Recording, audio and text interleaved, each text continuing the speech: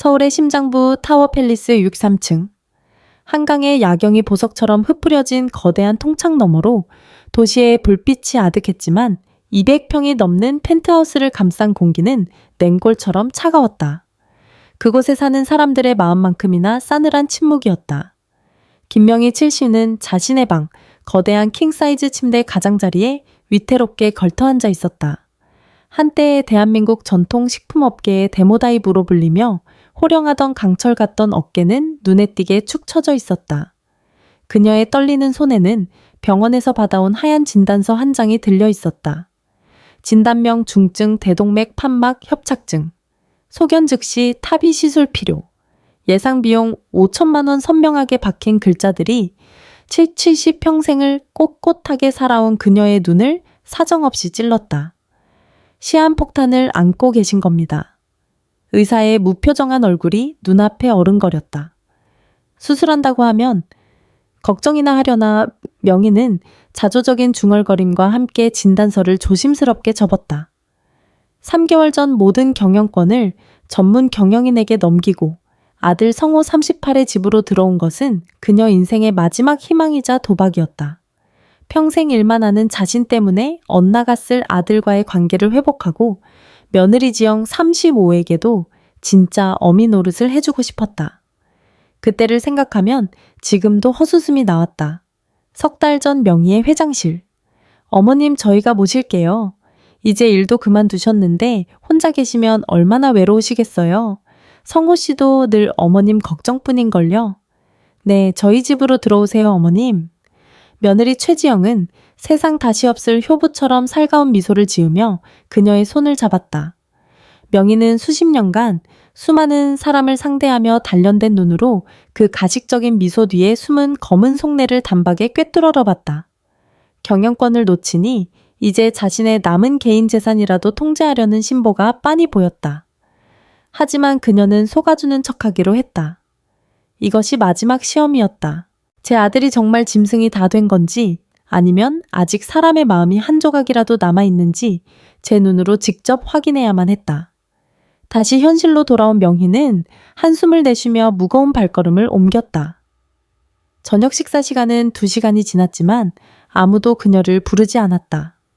거실로 나오자 화려한 명품 쇼핑백들이 소파 위에 어지럽게 널려 있었다.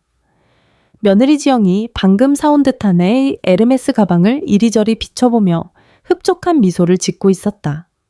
명희의 존재를 알아차렸지만 눈길 한번 주지 않았다. 어머님 나오셨어요? 지영은 가방에서 눈도 떼지 않은 채 건성으로 인사했다. 그리고는 잠시 무언가 생각난 듯 주방으로 가더니 곧 플라스틱 그릇과 수저 세트를 들고 나왔다. 유치원생이나 쓸 법한 조악한 디자인이었다.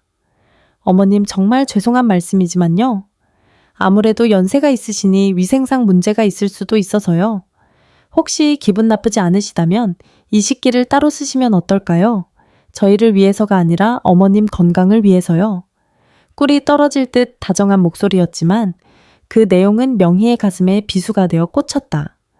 한평생 수많은 직원을 먹여 살린 한 송 한 송의 안주인이 이제 아들 집에서 전염병 환자 취급을 당하고 있었다. 명희는 치밀어 오르는 분노를 간신히 억누르며 플라스틱 그릇을 받아들었다. 아직은 때가 아니었다. 그녀의 마지막 시험은 끝나지 않았다. 그래, 내 생각이 깊구나. 명희는 힘없이 대답하고는 주방으로 향했다. 찬장에 가득한 값비싼 수입 그릇들을 뒤로하고 혼자 컵라면에 물을 부었다. 그 순간 아들 성호가 퇴근하고 현관으로 들어섰다. 자기야 왔어. 이거 봐 예쁘지. 지영은 기다렸다는 듯 성호에게 달려가 새로 산 가방을 자랑했다. 성호는 주방 구석에서 컵라면을 들고 서 있는 제 어미를 흑긋 봤지만 이내 고개를 돌려 아내의 자랑에 맞장구를 쳤다. 와, 예쁘네. 우리 지영이는 뭘 들어도 명품이네. 그들에게 김명희는 보이지 않는 유령과도 같았다. 그날 밤 명희는 무거운 마음에 잠을 이루지 못하고 거실로 물을 마시러 나왔다. 아들 부부의 방문이 살짝 열려 있었고 안에서 새어나오는 대화 소리에 저도 모르게 발걸음을 멈췄다. 뭐라고 병원에서 또 전화 왔다고? 아, 진짜 짜증? 나 지영의 칼날처럼 날카로운 목소리가 문틈을 비집고 나왔다. 명희는 차가운 벽에 손을 짚었다. 그 늙은이 심장이 뛰든 말든 나랑 무슨 상관이야. 안 그래도 다음 주 크루즈 여행 비용 1억 결제해서 돈 없는 거 알잖아. 아, 진짜 재수 없어. 침대 위로 휴대폰을 집어 던지는 소리가 둔탁하게 들렸다. 명희의 얼굴이 순식간에 새하얗게 질렸다. 아들 성호가 기어 들어가는 목소리로 조심스럽게 말했다. 그래도 여보, 강 원장님이 빨리 수술해야 된다고 하잖아. 심장 수술인데 우리가 여행 가는 것도 좀 그렇고, 이 여행 우리가 언제부터 계획했는지 잊었어. 내일 모레 출발인데 무슨 소리 하는 거야? 그리고 솔직히 말해서 어머님 잘못되면 우리야 좋지. 땡큐지. 지영이 손뼉을 탁 치며 웃는 소리가 들렸다. 그럼 상속 절차 바로 들어가는 거잖아. 안 그래, 여보, 정신 차려. 괜히 쓸데없는데 돈 쓸 생각 말고 우리 여행 갈 준비나 하라고. 그 늙은이 수술비로 쓸 돈 있으면 나 샤넬백 신상 나온 거나 하나 더 사줘. 성호는 여전히 망설이는 듯했다. 그래도 지영아, 엄마가? 당신 정말 답답하네. 그 할망구가 꼴딱 죽어야 우리가 사는 거라고. 회장직도 당신한테 안 물려줬잖아. 억울하지도 않아, 쿵. 명희의 심장이 바닥으로 떨어지는 소리가 들리는 듯했다. 차가운 벽을 짚은 손바닥에 바짝 힘이 들어갔다. 가슴 깊숙한 곳에서부터 차가운 얼음 덩어리가 온몸으로 퍼져나가는 것 같았다. 30년간 기업을 일구며 버텨온 강철 같던 의지가 산산조각 나는 소리였다. 결국 아들의 마지막 한마디가 그녀의 남은 희망마저 제로 만들어버렸다.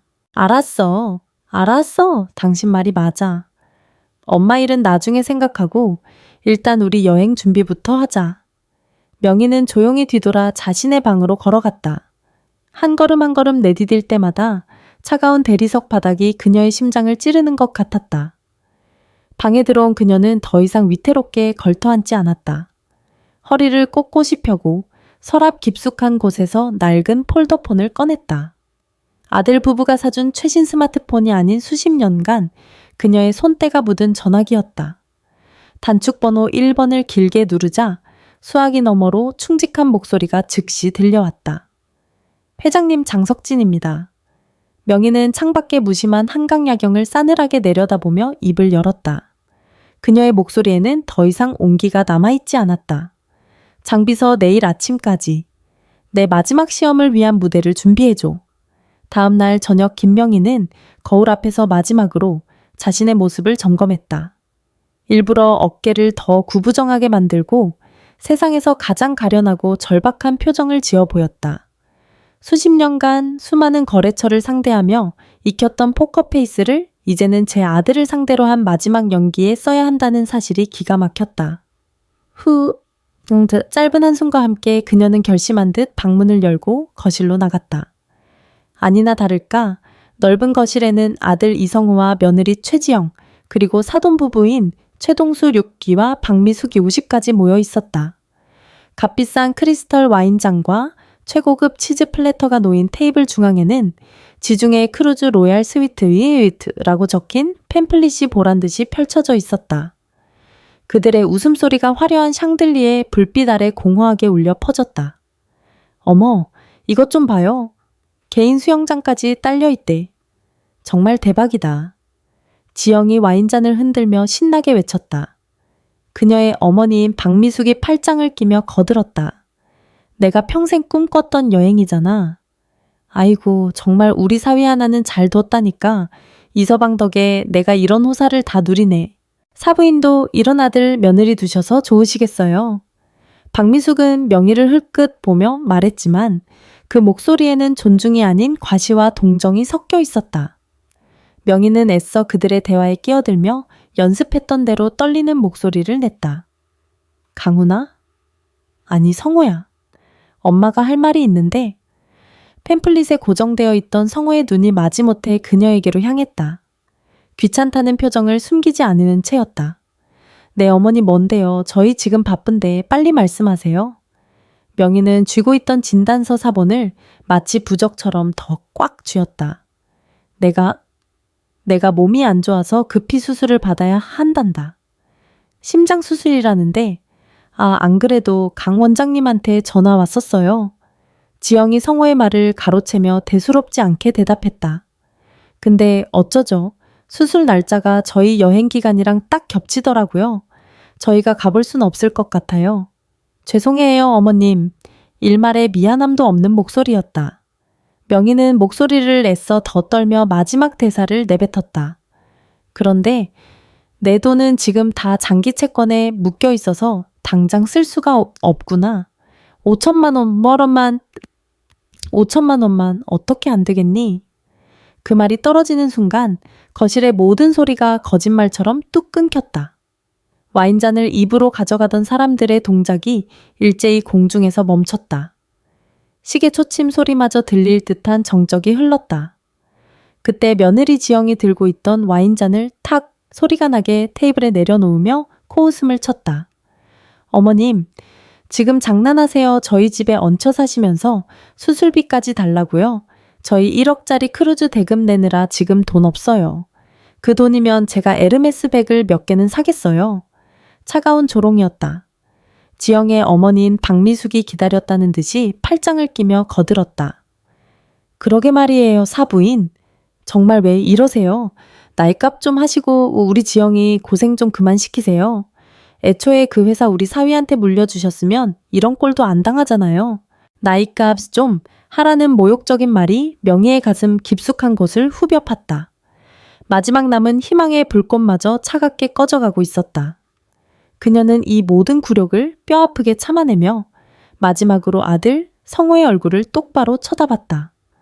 30년 전 시장 바닥에서 어린 성호를 등에 업고 뜨거운 솥 앞에서 땀 흘리며 된장을 담그던 시절의 기억이 연기처럼 피어올랐다. 그때 그 아이는 어디로 갔을까? 성호야, 정말 안 되겠니? 명희의 목소리에는 첫 70평생 자존심을 모두 버린 어미로서의 마지막 간절함이 담겨 있었다. 성호는 장인 장모의 따가운 시선에 안절부절 못하며 애꿎은 와인잔만 만지작거렸다. 그는 힐끗 아내 지영의 얼음장 같은 눈치를 살폈고 자신을 빤히 쳐다보는 장모 박미숙의 표정을 확인했다. 그들의 눈은 여기서 엄마 편들면 당신은 끝장이야 라고 말하고 있었다. 결국 성호는 제 어미의 눈을 피하며 기어들어가는 목소리로 말했다. 죄송해요, 어머니. 지영이 말대로 지금 저희도 여유가 없어요. 거짓말이었다. 명희의 마지막 희망이 산산조각 났다. 아들이 5천만 원이 없어서가 아니라 아내와 장모의 체면 때문에 자신을 버린다는 현실이 심장을 갈갈이 찢어놓았다. 그녀가 애써 연기하던 가련한 노파의 모습은 온데간데 없었다. 그녀의 눈빛이 서서히 그러나 분명하게 차가워지기 시작했다. 그녀 안에 잠들어 있던 한 송의 여장부 김명희가 깨어나고 있었다. 죄송해요, 어머니. 지영이 말대로 지금 저희도 여유가 없어요. 아들 성호의 나직하고 비겁한 목소리가 거실의 무거운 공기를 갈랐다. 그는 끝내 제 어미의 눈을 마주치지 못했다. 그 순간 김명희의 마지막 희망과 함께 애써 연기하던 가련함도 산산조각 났다. 그녀의 허리가 꼿꼿하게 펴졌다. 수십 년간 시장의 혹독한 풍파를 헤쳐온 한 송의 김명희 회장으로 돌아온 것이다. 그녀의 눈빛은 더 이상 슬픔에 젖어 있지 않았다. 얼음장보다 차가운 경멸이 그 자리를 대신했다. 여유가디 없어 명혜의 목소리는 낮았지만 거실 전체를 압도할 만큼 강한 힘이 실려 있었다. 모두의 시선이 그녀에게 쏠렸다. 이 집이 누구 돈으로 산 집인데? 내 놈이 서양 흉내 낸답시고 퓨전 소스 사업인지 뭔지 버렸다가 30억을 말아먹었을 때 그 돈을 누가 막아줬지? 내 장인 장모 앞에서 체면 구길까봐 내 개인 돈으로 회사 손실을 메워준 게 바로 나다. 그런데 이제 와서 얹혀 산다고 그녀는 성호를 지나 경악한 표정의 사돈 부부를 쏘아보았다. 그리고 사돈 양반들. 내 아들에게 기생해서 호의호식하는 것도 분수가 있지. 내 아들 등골 빼먹는 거머리 신세인 줄 알았으면 입이라도 조심했어야지. 어디다 대고 나이값 운운의 명희의 섯을 퍼런 일갈의 거실 분위기는 순식간에 얼어붙었다. 박미숙의 얼굴이 새하얗게 질렸다. 어머님, 지금 말씀이 너무 심하신 거 아니에요? 며느리 지영이 버럭 소리치며 일어섰다. 하지만 명희는 눈 하나 깜짝하지 않았다. 그녀는 테이블 위에 놓인 차가운 얼음물이 담긴 유리잔을 집어들었다. 심해 정말 심한 게 뭔지 이제부터 보여주마. 그리고는 망설임 없이 지영의 얼굴을 향해 자네든 물을 그대로 뿌려버렸다. 깍 차가운 얼음물이 명품 블라우스와 완벽하게 세팅된 머리를 적시자 지영이 비명을 질렀다. 투명한 물줄기가 그녀의 얼굴을 타고 흘러내려 값비싼 화장을 엉망으로 만들었다. 어머니 지금 뭐 하시는 짓이에요? 성호가 소리치며 벌떡 일어섰다. 아내와 장모 앞에서 제 어머니에게 훈계를 듣고 아내가 물세례까지 맞는 꼴을 보이자 그의 이성이 끊어지기 시작했다. 여보, 가만히 있지 말고 뭐라도 해봐. 저 늙은이가 미쳤나 봐. 지영이 울부짖으며 성호의 팔을 잡아챘다. 장모 박미숙도 거들었다. 이서방 자네, 지금 장모랑 마누라가 당하는 꼴을 보고만 있을 겐가 아내의 울음소리 장모의 힐난, 제 어미의 경멸 어린 눈빛. 모든 것이 성호에 얼마 남지 않은 이성을 올감했다. 그는 수치심과 분노로 얼굴이 시뻘개진 채 제 어머니를 향해 버럭 소리쳤다. 어머니 제발 좀 그만하세요. 성호가 분노에 차 떨리는 목소리로 외쳤다. 그가 어머니에게 다가서는 순간 명희는 지지 않고 그의 뺨이라도 때릴 기세로 손을 번쩍 들어 올렸다. 70세 노인의 힘없는 손이었지만 잠도 30년간 쌓인 배신감이 실린 분노의 손이었다. 하지만 그 손은 아들에게 닿지 못했다. 성호가 자신을 향해 날아오는 어머니의 손목을 거칠게 붙잡았다. 정말 그만하시라니까 솟구치는 분노가 그의 이성을 완전히 마비시켰다. 성호는 어머니의 가는 손목을 우악스럽게 뿌리치는 순간 그 반동으로 자신의 다른 손을 휘둘렀다. 찰싹 살이 찢어지는 듯한 날카로운 파열음이 죽음처럼 고요한 거실 전체에 울려 퍼졌다. 모든 것이 정지된 것 같았다. 성호의 손바닥이 어머니 김명희의 뺨을 세차게 후려친 것이다. 명희는 충격으로 휘청거리며 두어 걸음 뒤로 물러나다 힘없이 그대로 바닥에 주저앉았다. 얼얼하다 못해 불이 붙은 것 같은 뺨을 감싸 쥐었다. 믿을 수 없다는 눈으로 피를 나눈 제 아들을 바라보았다. 70평생 이런 굴욕은, 이런 고통은 단 한 번도 겪어본 적이 없었다. 성호 역시 자신이 무슨 짓을 했는지 깨닫고 그 자리에 얼어붙었다. 그의 손바닥이 저릿했다. 방금 전까지 어머니의 뺨을 후려쳤던 자신의 손을 그는 마치 난생 처음 보는 낯선 물건처럼 멍하니 내려다보았다. 그의 손이 파르르 떨리고 있었다. 죽음과도 같은 정적을 깬 것은 며느리 지영이었다. 그녀는 엉망이 된 머리를 신경질적으로 쓸어넘기며 긴 한숨을 내쉬었다. 아 진짜 사람 기분 좋게 여행 가려는데 재수없게 별일도 아니구만. 그녀의 눈에는 바닥에 쓰러진 시어머니에 대한 걱정이나 미안함 따위는 한 점도 없었다. 오히려 이 모든 상황이 귀찮다는 듯 보란 듯이 명품 핸드백을 챙겨 들고 일어섰다. 여보 짐이나 마저 싸. 공항 늦겠어. 장모 박미숙도 따라 일어서며 혀를 찼다. 그러게 말이다.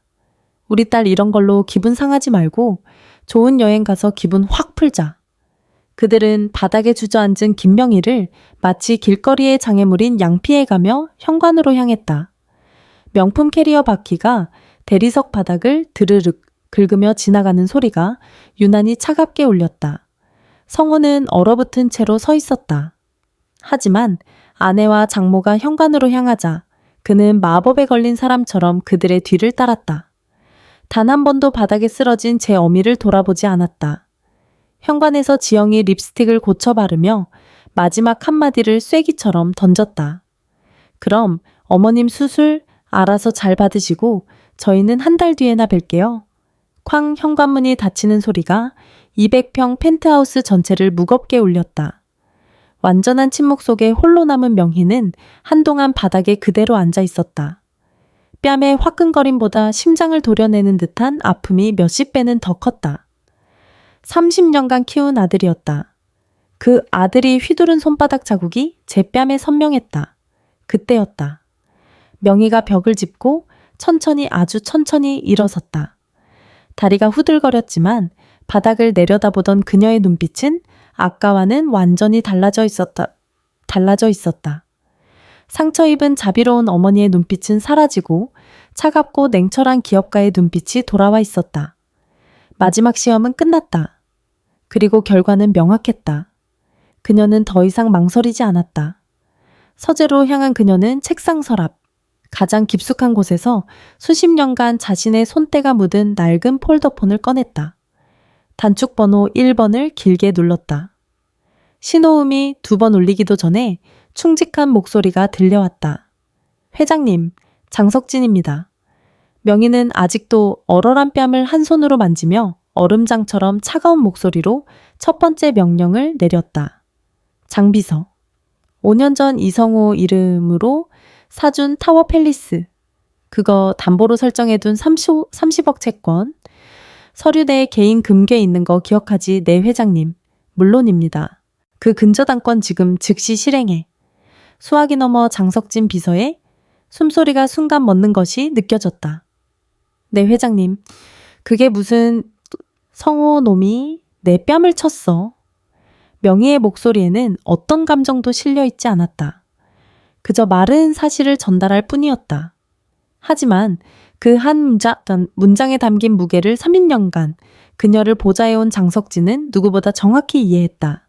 알겠습니다. 즉시 법무팀에 지시하겠습니다. 내일 아침 제일 첫 업무로 임해 경매 신청 들어가도록 하겠습니다. 그리고 하나 더. 명희의 냉혹한 목소리가 이어졌다. 이성호 놈이 법인카드로 1억짜리 크루즈 결제했을 거야. 그 카드 지금 당장 분실 신고하고 정지시켜.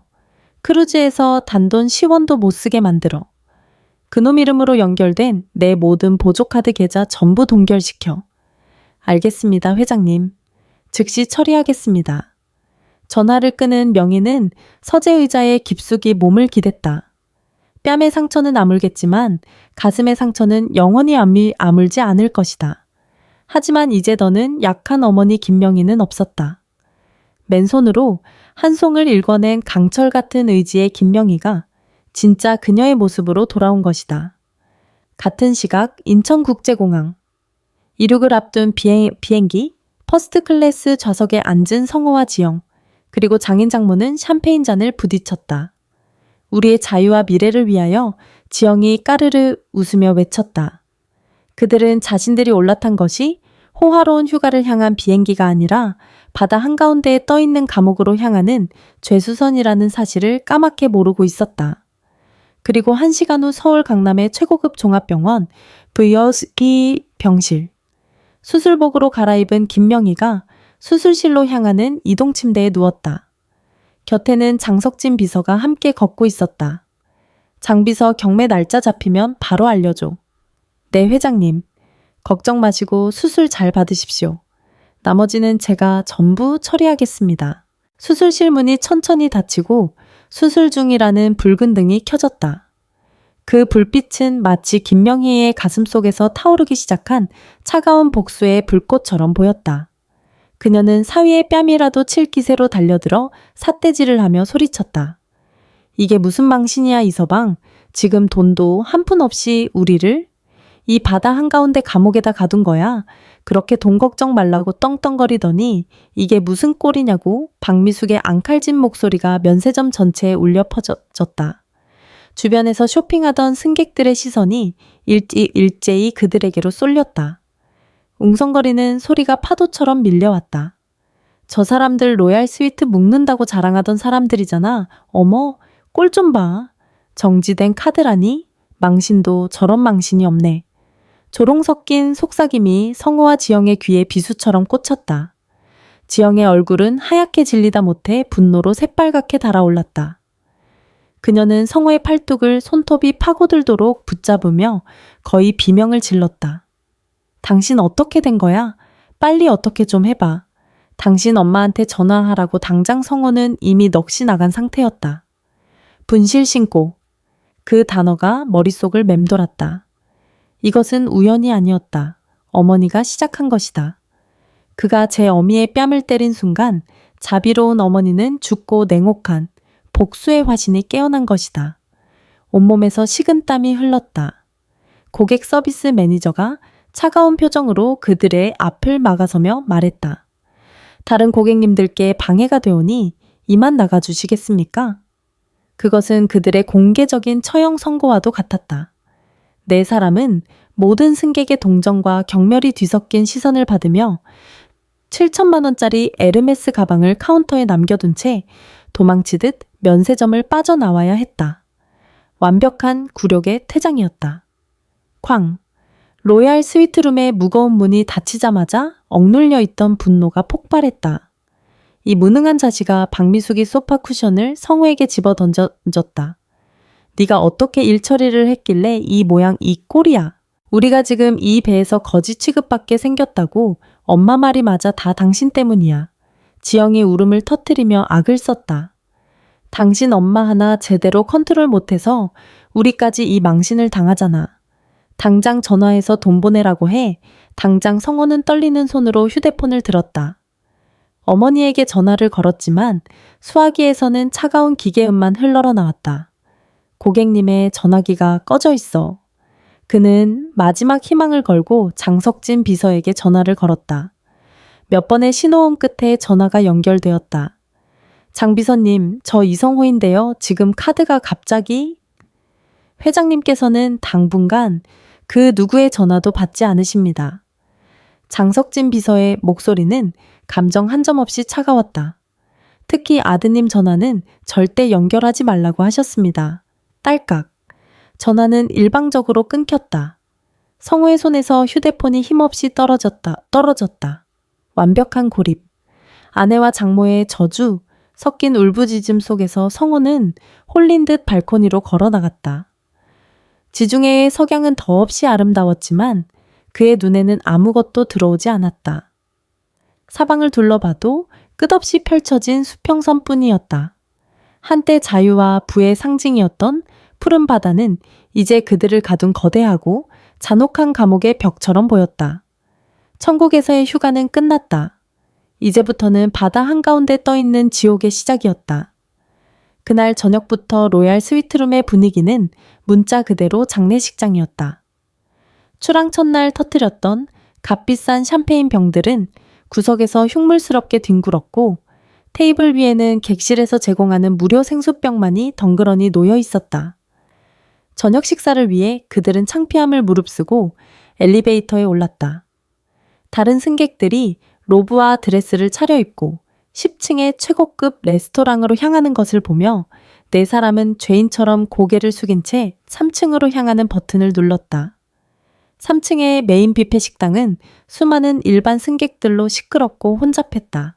음식 냄새와 사람들의 웅성거림, 아이들의 울음소리가 뒤섞여 머리가 아플 지경이었다. 아, 진짜 짜증나. 이런 싸구려 음식을 어떻게 먹어? 지영이 산처럼 쌓인 닭튀김과 말라 비틀어진 파스타를 보며 투덜거렸다.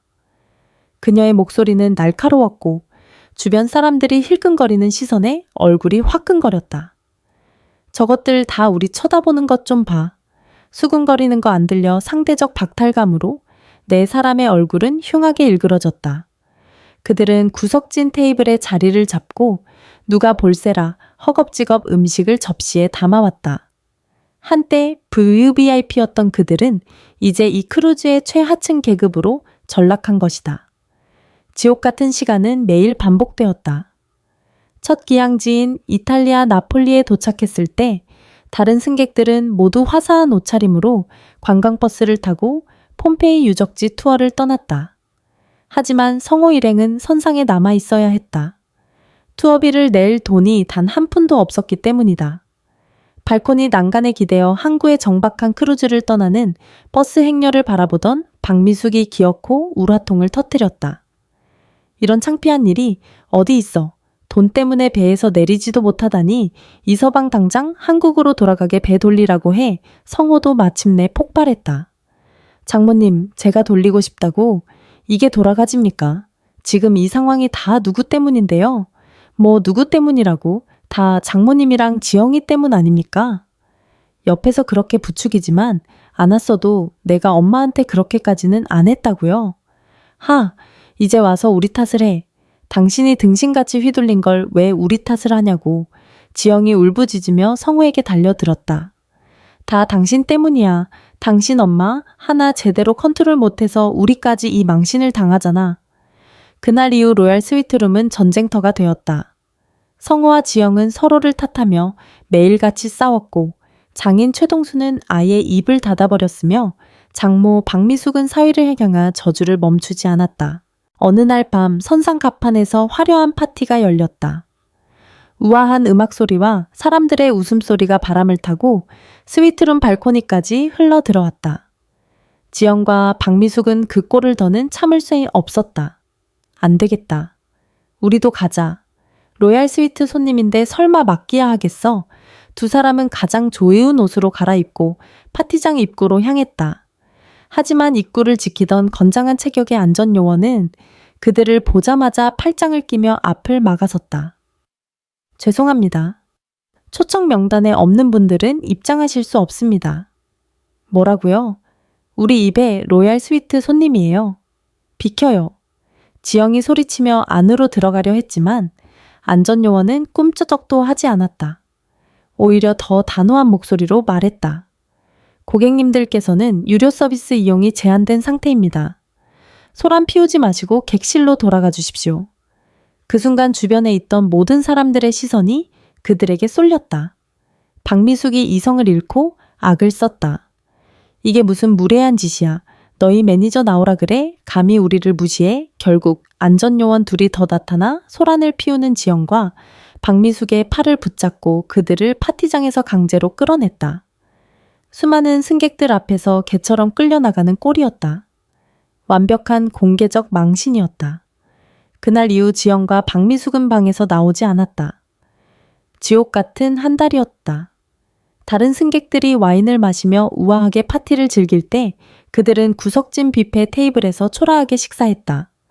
선상 카지노의 화려한 불빛은 그저 창문 너머로만 바라봐야 했다. 마침내 한 달 후 인천공항에 도착한 그들의 모습은 참담했다. 출국할 때의 화려함은 온데간데 없고 한 달간의 스트레스와 다툼으로 모두 초췌하기 짝이 없었다. 공항 로비에 도착하자마자 박미숙이 성호에게 캐리어를 집어 던지듯 말했다. 아주 기리끼리 기억에 남을 여행 선물해줘서 고맙네 이서방. 다시는 우리 지영이 앞에 나타나지 말게. 지영은 식칼처럼 차가운 눈으로 성호를 한번 쏘아보고는 뒤도 돌아보지 않고 제 부모와 함께 가버렸다. 홀로 남은 성호가 넋나간 사람처럼 중얼거렸다. 괜찮아. 집에 가서 엄마한테 무릎 꿇고 싹싹 빌면 다 해결될 거야. 그는 마지막 남은 희망을 붙잡고 타워 팰리스로 향하는 택시에 몸을 실었다. 그러나 그는 아직 몰랐다. 지옥 같은 한 달간의 여행이 끝이 아니었다는 것을. 진짜 지옥은 이제 막 시작된 것이었다. 택시가 타워 팰리스의 웅장한 입구로 들어서는 순간 이성호는 자신도 모르게 안도의 한숨을 내쉬었다. 지난 한 달간의 악몽 같던 기억이 마치 먼 나라 이야기처럼 느껴졌다. 그래, 이곳이 내 집이다. 돌아올 곳이 있다는 사실만으로도 바닥까지 떨어졌던 마음이 조금은 진정되는 듯했다. 엄마한테 무릎 꿇고 빌자. 내가 죽일 놈이었다고, 다시는 안 그러겠다고 싹싹 빌면 엄마는 마음 약하시니까 분명 용서해 주실 거야. 그는 스스로에게 최면을 걸듯 중얼거리며 택시에서 내렸다. 익숙한 최고급 대리석으로 마감된 로비에 들어서자 그는 한결 가벼워진 발걸음으로 60씩 3층으로 향하는 전용 엘리베이터에 올랐다. 띵! 엘리베이터 문이 열리고 익숙한 복도가 눈앞에 나타났다. 하지만 복도 끝 자신의 집 현관문 앞에 이르렀을 때 성호의 발걸음이 그 자리에 그대로 멈춰섰다. 그의 눈이 믿을 수 없다는 듯 커졌다. 자신의 집 짙은 월넛 색상의 고급스러운 현관문 위로 십자가 형태로 교차된 시뻘건 딱지가 덕지덕지 붙어 있었다. 법원, 압류, 경고장 유체동산, 강제집행 예고 선명한 붉은색 글씨가 마치 피눈물처럼 흘러내리는 듯했다. 성호는 홀린 사람처럼 다가가 떨리는 손으로 딱지를 만져보았다. 차갑고 거친 종이의 감촉이 그의 마지막 희망을 산산조각 냈다. 아냐. 이게 뭐야. 그는 현실을 부정하며 주변을 둘러보았다. 혹시 집을 잘못 찾아온 것은 아닐까. 하지만 복도의 창문 너머로 보이는 서울의 풍경은 의심의 여지 없이 63층에서 보이는 바로 그 모습이었다. 성호는 미친 사람처럼 우편함을 열어 젖혔다. 광고지와 고지서 더미 속에서 두툼한 법원 등기 우편 봉투 하나가 툭 떨어졌다. 그는 부들부들 떨리는 손으로 봉투를 뜯었다. 그 안에는 그의 인생의 사형 선고를 내리는 문서가 들어 있었다. 부동산 임의경매 개시 결정 통지서 채권자 김명희 채무자 이성호 청구 금액 금 30억 원정 너비소공공 공인공검 채권자 김명희. 제 어미의 이름 세 글자가 그의 눈을 후벼 팠다. 5년 전 사업 실패로 진 빚을 어머니가 갚아주었을 때 무심코 서명했던 근저당권 설정 계약서의 기억이 악몽처럼 되살아났다. 그것이 농담이나 형식적인 절차가 아니었음을 뼈아픈 현실이 증명하고 있었다. 성호의 다리에서 힘이 쭉 빠지며 그는 그 자리에 그대로 주저앉았다. 손에 쥐고 있던 통지서가 바닥으로 떨어졌다. 머릿속이 하얗게 비어버렸다. 지영아. 그는 마지막 동아줄을 잡는 심정으로 휴대폰을 꺼내 지영에게 전화를 걸었다. 하지만 수화기 너머에서는 차갑고 기계적인 여성의 목소리만 흘러나왔다. 고객님께서 전화를 받을 수 없어. 수신 차단. 그녀는 그가 한국 땅을 밟자마자 그의 존재를 지워버린 것이다. 장모님, 그는 처가로 전화를 걸었다. 몇 번의 신호음 끝에 장모 박미숙이 전화를 받았다. 이서방, 이 염치 없는 인간아, 무슨 낯짝으로 전화를 해? 장모님 집이 우리 집이 경매에 넘어갔어요. 저 지금 길거리에 나앉게 생겼다고요. 그게 우리랑 무슨 상관이야. 내 엄마가 한 짓을 왜 우리한테 와서 따져. 우리 지영이는 너 같은 빈털터리랑 이혼할 거니까 다시는 연락하지 마. 뚝. 전화는 무정하게 끊겼다. 성호는 텅 빈 복도 바닥에 주저앉은 채 한참을 움직이지 못했다. 아내도 집도 돈도 그리고 어머니도 모든 것을 한순간에 잃었다. 그가 그토록 당연하게 여겼던 모든 것들이 사실은 모래 위에 지은 성이었음을 어머니라는 단단한 반석이 사라지자 한순간에 무너져 내렸음을 이제야 깨달았다. 정신을 차렸을 때 그는 이미 타워팰리스 밖으로 나와 거리를 헤매고 있었다. 화려한 강남의 불빛이 텅 빈 그의 눈동자에 비쳤지만 아무런 감흥도 느껴지지 않았다. 주머니를 뒤져보았지만 남은 것은 고작 몇천 원짜리 지폐 몇 장과 동전 몇 개뿐이었다. 지옥 같던 크루즈에서의 한 달은 지옥의 서막에 불과했다. 진짜 지옥은 바로 이곳 서울 한복판에 있었다. 이제 그는 더 이상 타워팰리스의 주인이 아니었다. 그는 그저 갈 곳 없는 노숙자일 뿐이었다. 타워팰리스 현관문 앞에서 모든 것을 잃고 망연자실했던 그날로부터 2달의 시간이 흘렀다. 그리고 오늘 서초동 서울중앙지방법원 경매법정. 법정안은 그야말로 인산인해를 이루었다. 타워팰리스, 그것도 한강이 한눈에 내려다 보이는 63층 로열층 펜트하우스가 경매로 나왔다는 소식에 전국의 부동산 투자자들과 중개업자들이 구름처럼 몰려들었다. 오늘 물건이 진짜 대박이야. 감정가 30억인데 유찰 없이 바로 낙찰받아도 최소 10억은 먹는 장사라고. 채무자가 누구길래 이런 알짜배기 매물을 뺏긴담, 멍청한 놈. 사람들의 눈이 탐욕으로 번들거렸고 법정안은 경매 시작 전부터 후끈한 열기로 가득 찼다. 오전 10시 경매 시작 직전. 법정 뒤편에 육중한 문이 조용히 열리고 한 여인이 천천히 걸어 들어왔다. 그 순간 시끄럽던 법정 안의 공기가 순간적으로 변했다. 사람들의 시선이 일제히 그녀에게로 쏠렸다. 휠체어 따위는 없었다. 2달 전 심장 시술을 성공적으로 마친 김명혜였다. 그녀는 70세의 나이가 믿기지 않을 만큼 꼿꼿한 자세로 또각또각 구두 소리를 내며 입장했다. 값비싼 소재의 깔끔한 검은색 정장, 한치의 흐트러짐 없는 단정한 올림머리, 그리고 모든 것을 꿰뚫어 보는 듯한 냉철한 눈빛. 그 모습은 아들 집에 얹혀 살던 초라한 늙은이가 아니라 대한민국 식품업계를 호령했던 한송의 여장부 김명희 그 자체였다. 그녀의 옆에는 그림자처럼 장석진 비서가 든든하게 뒤따르고 있었다. 회장님 이쪽 중앙 자리에 앉으시죠.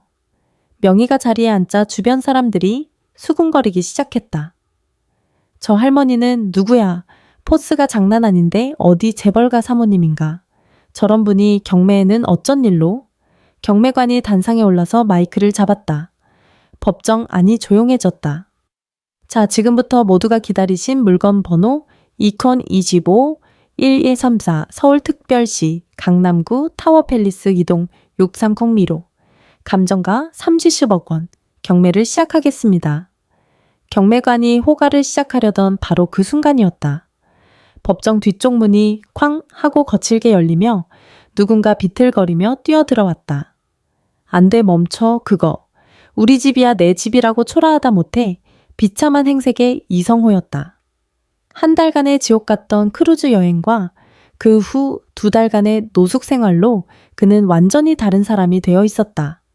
덥수룩한 수염 기름때가 낀 얇은 점퍼 차림. 완벽한 빚쟁이의 몰골이었다. 법정 아니 순간 술렁였다. 저 사람은 또 뭐야? 어디서 거지 하나가 들어왔네. 미친 사람 아니야. 경비 어디 있어? 경매관이 당황하며 소리쳤다. 저분 누구십니까? 당장 끌어내세요. 경매 진행 방해하시면 안 됩니다. 성호는 경비원들의 손을 뿌리치며 경매장 앞쪽으로 뛰어나왔다. 이건 무효야 우리 엄마가. 성호가 발버둥 치는 순간 경매장 중앙에 얼음처럼 앉아있는 한 여인을 발견했다. 너무나도 익숙하지만 동시에 너무나도 낯선 모습의 제 어머니였다. 어머니가 왜 여기 계세요? 성호가 믿을 수 없다는 표정으로 명희를 바라봤다. 하지만 명희는 아들에게 눈길조차 주지 않았다. 그저 얼음장 같은 표정으로 아무 감정 없이 단상만 바라볼 뿐이었다. 마치 성호가 그곳에 존재하지 않는 투명 인간인 것처럼. 경매관은 성호를 무시하고 다시 경매를 속행했다. 자, 소라는 잠시 잊으시고 호가 25억 원부터 시작하겠습니다. 25억, 26억, 27억 5천 호가가 무섭게 올라갔다. 성호는 경비원들에게 붙들린 채 그 자리에 주저앉아 넋이 나간 듯 그 광경을 바라봤다. 제 인생이 제 모든 것이었던 집이 눈앞에서 조각나 팔려나가고 있었다. 안 돼. 제발. 자, 29억 5천, 9억 5천 더 없으십니까? 호가가 29억 5천만 원에서 잠시 멈췄다. 더 이상 응찰하려는 사람이 나서지 않았다. 29억 5천 카운트합니다. 하나 둘. 바로 그때였다. 경매가 시작된 이래 단 한 번도 미동조차 않던 김명희가 천천히 아주 우아하게 자신의 번호판을 들어 올렸다. 그녀의 차갑고 또렷한 목소리가 마이크 없이도 법정 전체를 압도했다. 31억. 법정 아니 순간 얼어붙었다. 모두의 눈이 휘둥그레졌다. 감정가 30억을 그것도 최고 호가보다 1억 5천만 원이나 더 높여 부른 파격적인 입찰이었다. 내 삶. 31억 나왔습니다. 더 없으십니까? 경매관이 흥분해서 외쳤지만 아무도 그 압도적인 금액에 대항하지 못했다. 31억 1회, 31억 2회 성호가 절망적인 표정으로 어머니를 향해 기어가기 시작했다. 어머니 제발, 탕탕탕 경매봉이 울리는 소리가 성호의 절규를 무참히 덮어버렸다. 낙찰 뱅돔 6번 김명희님께 31억 원에 낙찰되었습니다. 축하드립니다. 박수 소리와 함께 모든 것이 끝났다. 여왕이 자신의 성을 되찾은 것이다. 낙찰을 알리는 경매봉 소리가 법정의 높은 천장을 때리고 사라졌다. 잠시의 정적 후 여기저기서 박수와 감탄사가 터져나왔다. 김명희는 자리에서 일어나 조금의 표정 변화도 없이 낙찰 확인서에 서명하기 위해 단상으로 향했다. 그녀의 걸음걸이는 흔들림이 없었고 구두 소리는 마치 승전고처럼 법정 바닥에 울렸다. 그 순간 경비원들에게 붙들려 있던 성호가 마지막 남은 힘을 다해 몸부림쳤다. 짐승 같은 울음소리를 내며 경비원들의 손을 뿌리친 그는 미친 듯이 달려들어 단상으로 향하는 어머니의 다리를 붙잡고 늘어졌다. 어머니, 어떻게 저한테 이러실 수가 있어요? 비참하게 바닥에 엎드린 채 그는 어머니의 바짓가랑이를 붙잡고 처절하게 울부짖었다. 2달간의 노숙 생활로 남루해진 그의 모습은 법정에 모인 사람들의 호기심 어린 구경거리가 되었다. 제가 개였습니다. 짐승이었습니다. 잘못했어요. 어머니, 제가 다 잘못했어요. 성호의 절규가 법정 바닥에 메아리 쳤다.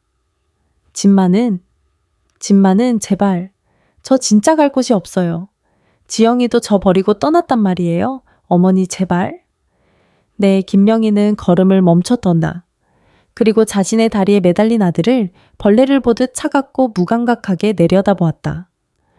그녀의 눈빛에는 더 이상 한 톨의 모성애나 연민도 남아있지 않았다. 그것은 경멸보다 더 무서운 완전한 무관심이었다. 그녀의 입이 천천히 열렸다. 얼음 조각들이 부서지는 듯한 목소리였다. 넌 내 아들이 아니다. 성호의 울음소리가 순간 멎었다. 그는 고개를 들어 믿을 수 없다는 듯 어머니를 올려다보았다. 넌 그저 30년 전 나에게 30억을 빚지고 갚지 않은 파렴치한 채무자일 뿐이다. 어머니 제발 한 번만 용서해 주세요. 내 성호가 무릎을 꿇은 채 빌었다. 그때 명희의 손이 천천히 올라와 자신의 왼쪽 뺨을 한번 쓸어 만졌다. 마치 아직도 그날의 고통이 남아있다는 듯이. 그리고 그 뺨, 그녀의 목소리는 칼날처럼 날카로웠다. 30년간 너를 키워준 어미의 뺨을 네가 감히 때린 값이다. 31억으로도 모자라. 그 말이 끝나는 순간 장석진 비서가 다가와 딩에 성호의 팔을 잡아 거칠게 일으켜 세웠다. 그의 힘은 성호가 저항할 수 없을 만큼 단단했다. 이성호 씨, 이제 그만 일어나시죠. 회장님 가시는 길 막지 마시고. 장 비서님은 제 사정 알잖아요. 제발 어머니께 말씀 좀. 제발요. 성호가 애원하며 장 비서에게 매달렸지만 장 비서의 얼굴은 철가면처럼 차가웠다. 회장님의 결정은 번복되지 않습니다. 장 비서는 성호를 경매장 밖 복도로 끌고 나갔다. 성호가 마지막까지 발버둥 치는 순간 장 비서는 작은 봉투 하나를 그의 점퍼 주머니에 쑤셔 넣었다. 이게 뭐예요? 성호가 떨리는 손으로 봉투를 열어보니 100만 원짜리 수표 5장이 들어있었다. 500만 원. 그리고 그 밑에는 아내 최지영의 도장이 이미 선명하게 찍힌 이혼 합의서 사본이 들어있었다. 장석진 비서가 무표정하게 말했다. 윤혜진 아니 최지영 씨는 크루즈에서 돌아온 다음 날 바로 이혼 서류를 들고 저를 찾아왔더군요. 재산 분할은 일절 포기하고 위자료도 안 받을 테니 이성호 씨와는 연을 끊게만 해달라고요. 성호의 얼굴이 흑빛으로 변했다. 그럼 이 500만 원 옹호함원은 뭡니까? 장 비서의 목소리가 한겨울 칼바람처럼 차갑게 덧붙여졌다. 회장님의 마지막 자비입니다. 다시는 회장님 눈앞에 나타나지 마십시오. 이것마저 빼앗기고 싶지 않다면. 장석진 비서는 그 말을 끝으로 돌아섰다. 성호는 500만 원과 이혼 서류가 든 봉투를 손에 쥔 채 차가운 법원 복도 바닥에 그대로 주저앉았다. 펜트하우스도 아내도 그리고 어머니도 그의 인생을 지탱하던 모든 것이 한순간에 사라졌다. 경매장을 나온 김명희는 단 한 번도 뒤를 돌아보지 않았다. 법원 앞에 대기하고 있던 검은색 세단에 오르기 전 그녀는 잠시 걸음을 멈추고 잿빛 하늘을 바라보았다.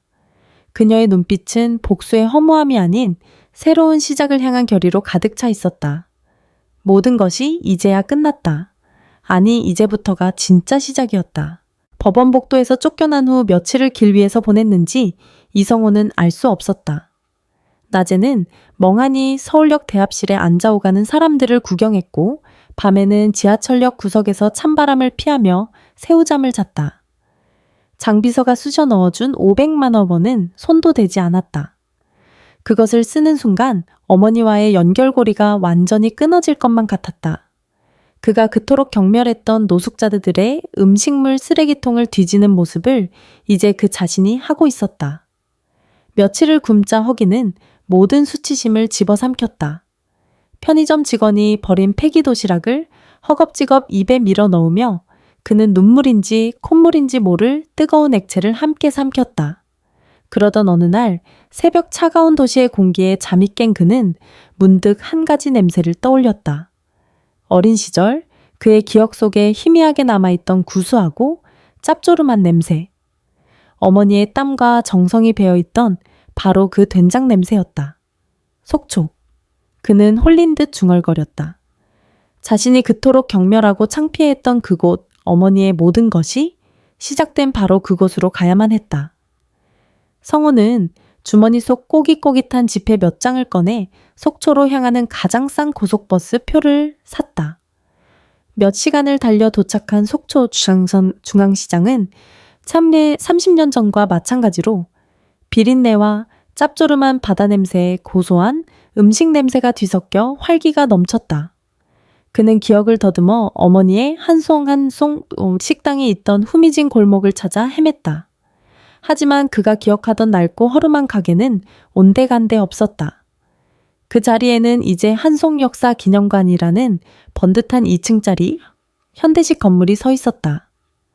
기념관 입구 통유리 안에는 잠대 30년 전 젊은 어머니가 뜨거운 솥 앞에서 된장을 젓던 모습을 그대로 재현한 밀랍 인형이 전시되어 있었다. 그 옆에는 금빛으로 빛나는 안내판이 붙어 있었다. 한송그룹의 위대한 시작, 이곳 한송식당에서부터 성호는 그 기념관 앞 차가운 화강암 계단에 그대로 주저앉았다. 내가 정말 바보였구나. 그는 마른 손으로 얼굴을 감쌌다. 어린 시절 어머니의 낡은 앞치마에서 풍기는 된장 냄새가 창피해서 코를 막고 도망 다녔던 기억이 떠올랐다. 우리 엄마는 회사 다녀 친구들에게 버럭버럭 소리를 지르며 거짓말했던 것도 생각났다.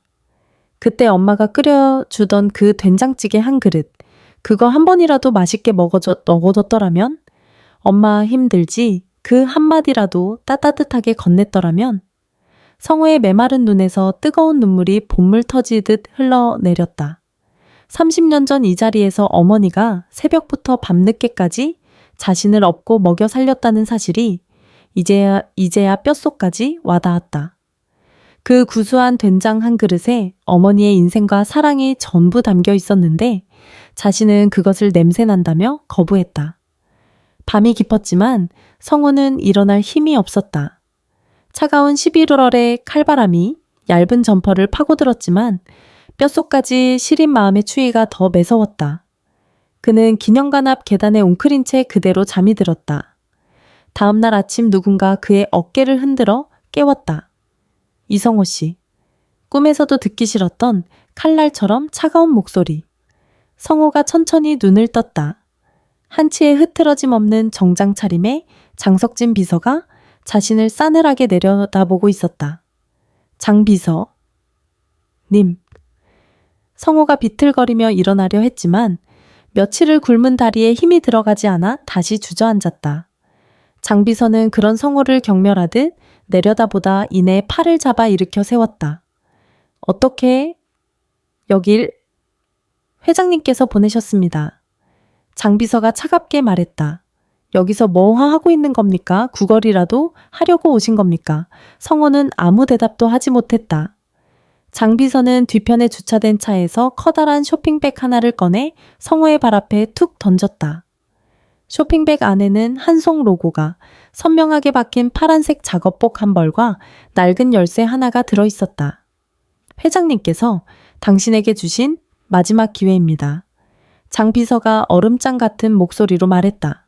당신이 그토록 경멸하고 냄새난다고 무시했던 당신 어머니의 된장을 만드는 그 일부터 다시 시작하십시오. 싫으면 지금 당장 버리십시오. 회장님의 마지막 자비를 거부할 자유도 당신에게는 있습니다. 성호는 떨리는 손으로 거친 원단의 작업복을 집어들었다. 30년 전에는 쳐다보기도 싫어했던 바로 그 옷이었다.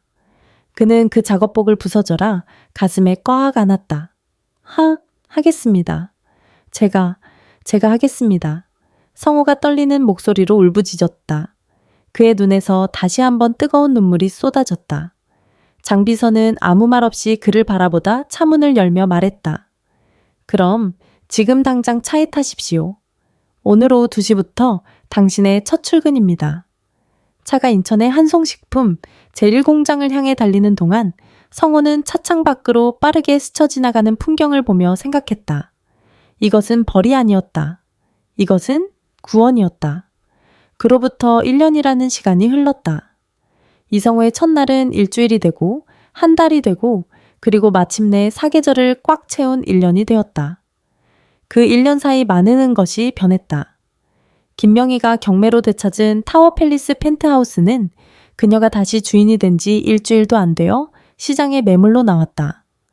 31억 원의 낙찰가에서 경매 비용을 제하고도 30억 원이 넘는 거금이 그녀의 손에 다시 들어왔다. 명희는 그 돈에 자신의 남은 개인 재산을 모두 더해 30년 전 속초 중앙시장과 꼭 닮은 서울 남대문 시장의 후미진 골목 끝자락에 3층짜리 낡은 건물을 샀다. 그리고 그곳에 한송 나눔의 집이라는 간판을 내걸었다. 하루 500명의 독거노인들에게 무료로 따뜻한 식사를 제공하는 급식소였다. 명예회장이라는 직함도 모두 내려놓은 그녀는 매일 새벽 5시면 이곳으로 출근해 하얀 앞치마를 둘렀다. 30년 전 속초에서 그랬던 것처럼 거대한 솥단지 앞에서 직접 불을 조절하며 국을 끓이고 밥을 지었다. 어르신 오늘은 밥 드실래요? 죽 드실래요? 어제는 죽 드셨으니까 오늘은 씹는 맛 나게 밥 드셔야지. 명희가 80대 노파의 손을 잡으며 다정하게 물었다. 타워팰리스에서의 냉기는 온데간데 없고 30년 전 시장 상인들의 땀을 닦아주던 그 따뜻함이 되돌아와 있었다. 장석진 비서는 이제 한송나눔재단의 이사장이 되어 급식소 운영을 총괄하며 여전히 그녀의 곁을 지켰다. 같은 시각 인천 한송식품 제1공장. 1년 전에 이성호는 이제 없었다. 고된 육체노동으로 그의 어깨는 떡 벌어졌고 팔뚝은 단단해져 있었다. 파란 작업복 아래로 땀에 젖은 등이 선명했다. 굳은 살이 박여 두꺼워진 손햇볕에 새까맣게 그을린 얼굴. 그는 이제 완벽한 공장 노동자였다. 성호는 지난 1년간 단 하루도 결근하지 않았다. 새벽 6시 출근 오후 3시 퇴근. 칼 같은 스케줄을 한 번도 어기지 않았다. 처음에는 피가 나고 물집이 잡혔던 고된 매주 쓰는 일도 이제는 공장 전체에서 그를 따라올 사람이 없을 만큼 숙련공이 되었다. 그리고 3개월 전 그는 생산팀에서 배송팀으로 자원했다. 급여는 똑같았지만 전국 각지의 마트와 급식소를 돌아다니며 제품을 배송하는 더 고된 일이었다. 그가 자원한 이유는 단 하나였다. 이렇게 한 달에 한 번이라도 어머니가 일하는 남대문 시장 급식소에 쌀과 된장을 배달하며 그 모습을 멀리서나마 볼 수 있는 유일한 기회였기 때문이다. 그날도 배송일이었다. 오후 2시 급식소 뒷문으로 한송식품 로고가 선명한 1톤 트럭이 후진으로 들어왔다. 트럭에서 내린 성호는 익숙하게 50kg짜리 쌀 포대를 어깨에 둘러매고 창고로 향했다. 20포대가 넘는 쌀을 혼자서 다 옮기는데 30분이 꼬박 걸렸다. 땀으로 흠뻑 젖은 작업복이 몸에 달라붙었다. 한편 급식소 주방 창문 너머로 김명희는 1년 만에 처음으로 아들의 모습을 가까이서 지켜보고 있었다. 멀리서 땀 흘리며 쌀 포대를 나르는 저 남자가 한때 타워팰리스에서 온갖 명품을 휘감고 다니던 제 아들이라는 사실이 믿기지 않았다. 저렇게 땀 흘리는 아들의 모습은 친히 평생 처음 보는 것이라 마음이 복잡했다. 모든 배송을 마친 성호가 트럭으로 돌아가려 할 때였다. 그는 자신도 모르게 주방 창문 쪽으로 고개를 돌렸다. 그리고 어머니와 정면으로 눈이 마주쳤다. 1년 만이었다. 그가 어머니의 뺨을 때렸던 그날 이후 처음으로 직접 마주한 순간이었다. 성호는 그 자리에 얼어붙은 듯 멈춰섰다. 어머니 세 글자가 목구멍까지 차올랐지만 그는 아무 말도 할 수 없었다. 무슨 말을 할 자격이 자신에게 있단 말인가. 명희도 아들을 그저 덤덤히 바라볼 뿐 아무런 표정 변화가 없었다. 두 사람 사이에는 수십 미터의 거리와 1년이라는 시간, 그리고 감히 건널 수 없는 죄책감의 강이 흐르고 있었다. 한참의 침묵 끝에 성호는 트럭 앞에서 90도로 아주 깊숙이 허리를 숙여 인사를 했다. 수고하십시오. 모기만한 목소리로 겨우 인사를 마친 후 성호는 황급히 트럭 운전석에 올라탔다. 마치 도망치듯 트럭이 골목을 빠져나간 후 장석진 이사장이 명희에게 다가왔다.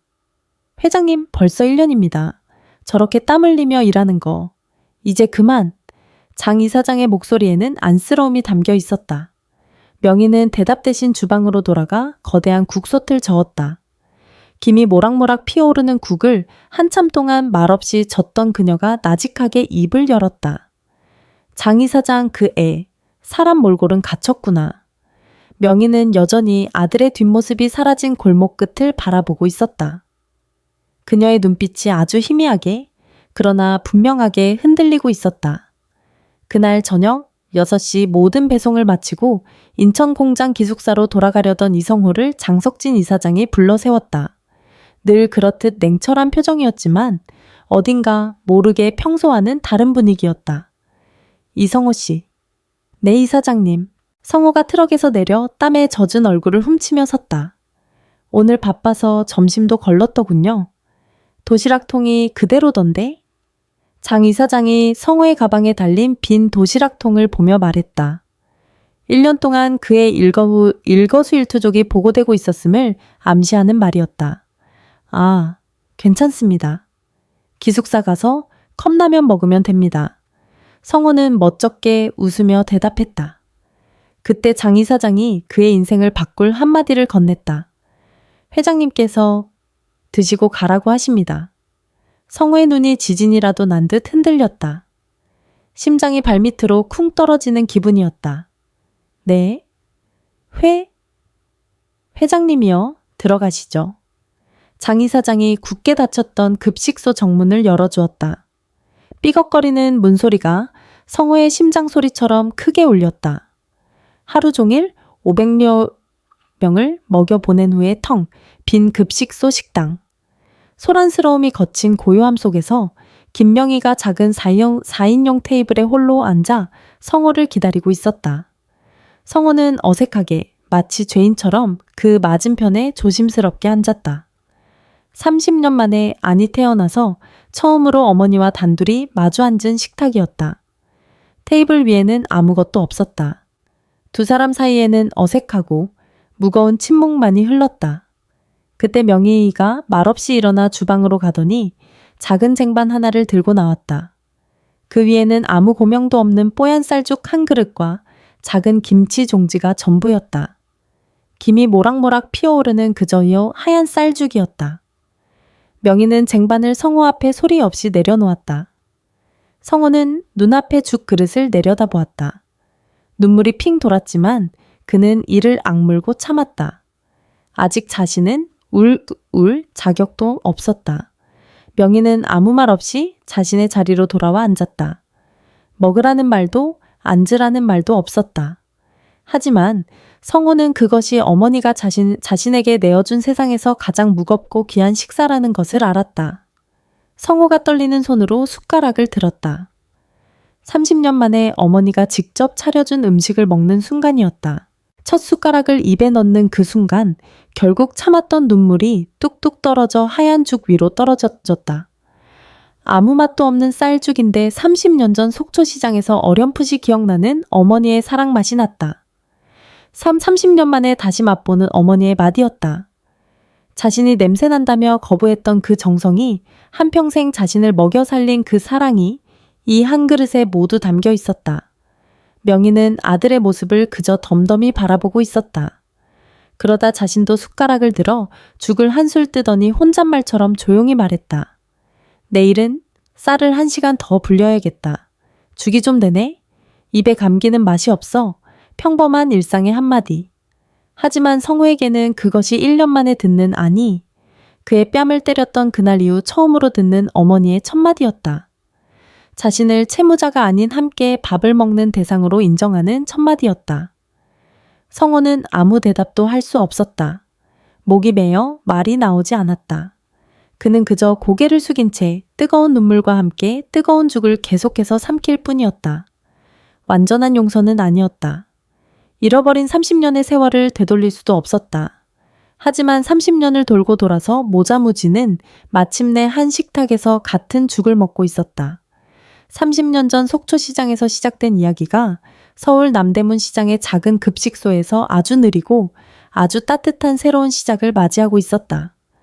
창밖에서는 장 이사장이 그 모습을 조용히 지켜보며 자신도 모르게 붉어진 눈시울을 닫고 있었다. 1년 후 강남의 한 허름한 2층 네일숍.